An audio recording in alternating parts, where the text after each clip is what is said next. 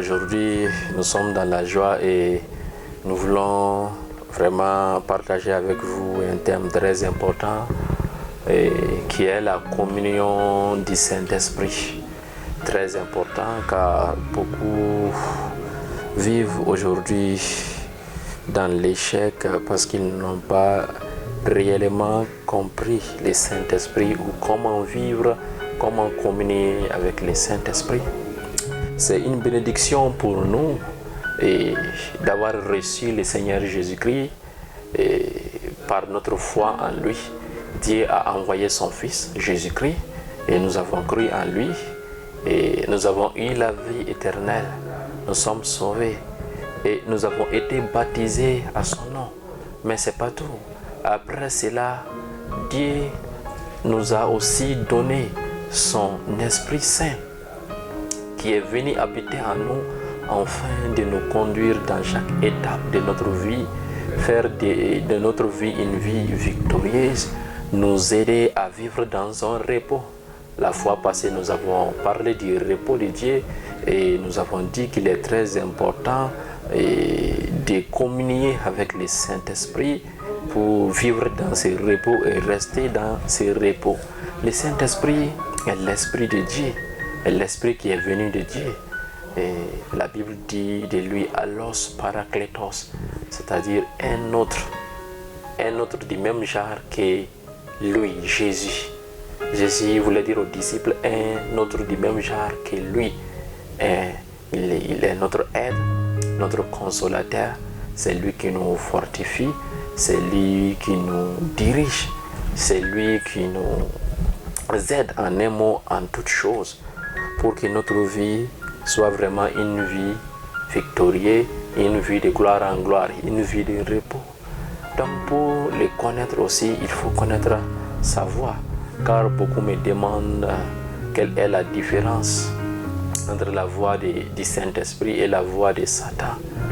D'abord, vous devriez savoir ceci: le Saint-Esprit est l'Esprit d'amour et il parle pour nous réconforter, pour nous consoler et pour nous fortifier.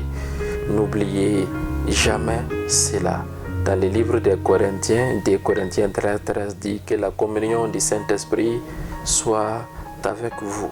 Donc, nous devrions communier avec lui. Et quand nous lisons dans le livre de 1 Corinthiens 14:3, la Bible nous dit ceci: l'Esprit Saint nous console, il nous réconforte et il nous fortifie. Donc, à chaque fois qu'il te parle, c'est des paroles de fortification, ce sont des paroles de réconfort, ce sont des paroles de consolation. Par contre, l'esprit satanique, la voix de Satan, c'est toujours une voix de découragement, une voix d'accusation, une voix qui ne fortifie pas et une voix qui condamne. À chaque fois que tu entends ces voix-là, cela ne vient pas du Saint-Esprit. Le Saint-Esprit, pardonnez-moi, condamne le monde, mais pas les enfants de Dieu. Mais c'est Satan qui condamne.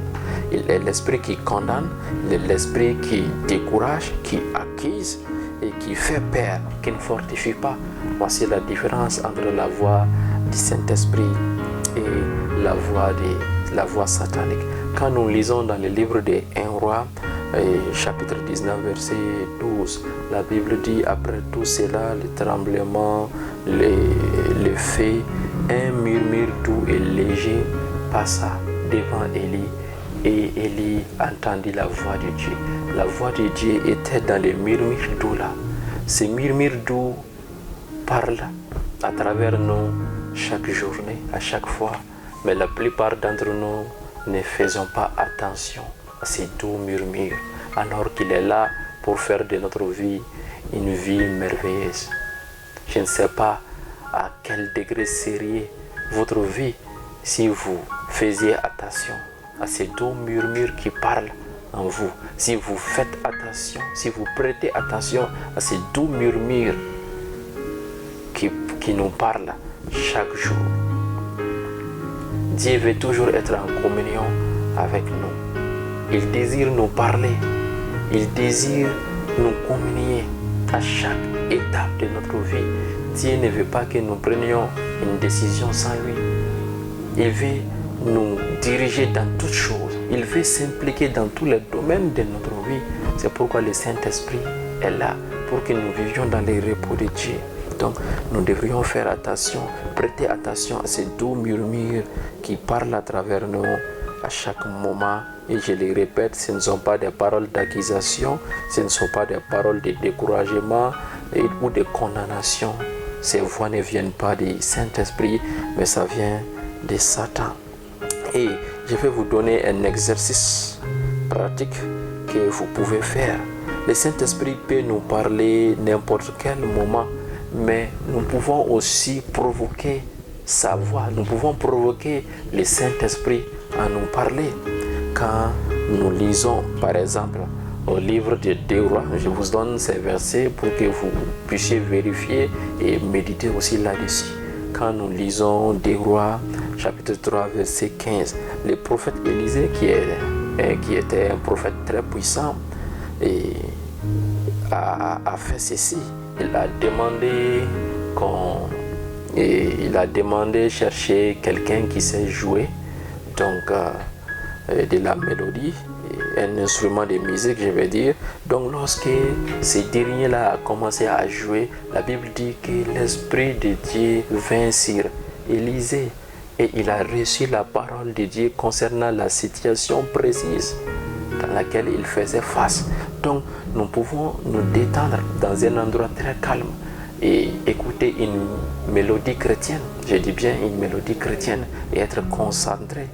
Et le Saint-Esprit peut vous parler en faisant cela. Également, et quand nous lisons Habakkuk 2, chapitre 2, les versets 1 à 2, Habakkuk s'est mis à part dans le calme pour écouter ce que Dieu lui dira. Donc, tout ceci, ce sont des pratiques que nous pouvons faire pour entendre Dieu nous parler concernant une situation ou d'une autre. Cela fera de notre vie une vie bénie, une vie enrichie. Se mettre à part dans le calme, sans aucun bruit, et tendre l'oreille pour écouter si Dieu a quelque chose à dire, ou même lui poser quelques questions. Seigneur, qu'en est-il de ça? Qu'en est-il de ça? Que dois-je faire? Et rester dans le calme, tendre l'oreille. Quand je dis tendre l'oreille, c'est une façon de parler, sinon l'Esprit de Dieu parle dans notre cœur. Donc, écoutez Dieu, et Dieu vous parlera. Une manière aussi d'écouter Dieu, c'est de lire la parole. De lire la parole. Cette écriture est le logos. Quand nous ouvrons la parole de Dieu, et voilà, nous ouvrons Dieu lui-même, parce que sa parole et lui font un. Donc, les écritures qui sont là, noir et blanc, dans le grec, sont appelées logos. Mais en lisant les logos, Dieu peut prendre un verset. Ton attention va se fixer sur un verset précis. Et Dieu va te parler à travers ces versets. Il va dire, ces versets-là, c'est pour toi. En lisant la parole de Dieu, et Dieu peut nous parler à travers les versets.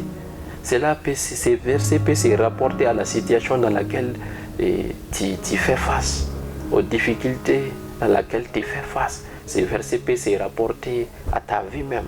Donc, c'est très important de prendre du temps et de lire la Bible, car en le faisant, Dieu peut nous parler personnellement par les Écritures, et cela va changer ta vie.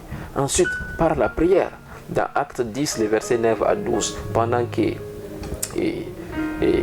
les apôtres et les prophètes étaient là en train de prier, l'Esprit de Dieu les parla et leur disait comment faire les choses. Donc par la prière, nous pouvons entendre Dieu. Donc c'est très important de prendre un temps dans la prière, dans la journée, pour écouter Dieu, parce qu'en priant, Dieu nous parle. Ensuite, en méditant sur la parole, la Bible déclare dans Josué 1, le verset 8, que ce livre ne s'éloigne point de toi, médite-la jour et nuit, afin que tu réussisses dans tous tes projets. Donc, nous pouvons méditer sur la parole.